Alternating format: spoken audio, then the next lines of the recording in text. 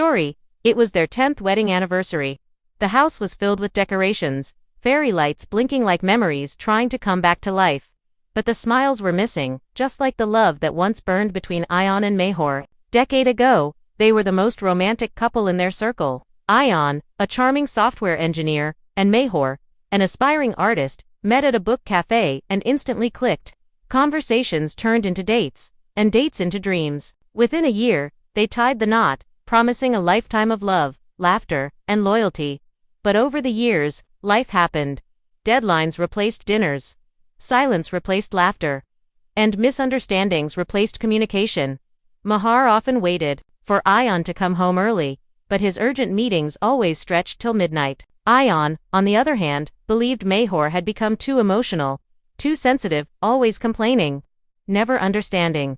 They had built a beautiful house, but it no longer felt like home. On the morning of their anniversary, Mahor woke up early and prepared Ayaan's favorite breakfast, aloo paratha with yogurt and mint chutney. She wore the red sari he once loved, and even placed a handwritten letter beside his plate. But Ayaan never noticed. He walked in, took a call, grabbed a toast, and left, not even wishing her. Mahar's eyes welled up. Later that day, her best friend Zara visited. Seeing her like that, Zara asked, "Why are you still trying, Mahar?" Mahar smiled faintly. "Because love doesn't just disappear, Zara, sometimes it just gets buried. Under stress, ego, and time." That night, Ayaan returned home late again, tired, frustrated. He didn't even glance at the dining table, beautifully set by Mahar, with candles and all his favorites. He just walked into the room, switched off the light, and lay down. Mahar stared at the food, cold, untouched, like her heart. The next morning, Ayaan found a small envelope on the fridge. "Let's take a break. I'm going to my mother's for a few days. Maybe space will remind us of what we had or what we lost." Ayaan read the note twice. A strange silence filled the kitchen. Something about her handwriting hit differently that morning. For the first time in years, he realized how distant he had become. He remembered the way Mahor used to wait at the window for him, the way she painted their love story on canvas, the way she made tea exactly the way he liked, even when she was upset. He sat down, his head in his hands.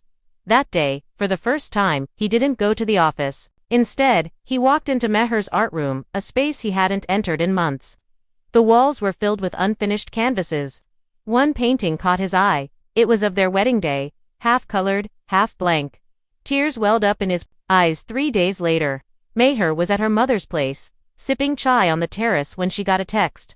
"Can you come home tonight? I've made some changes. I miss you." She hesitated, but her heart, as always, softened. That evening, she walked back into their home. It felt different. Fairy lights glowed softly.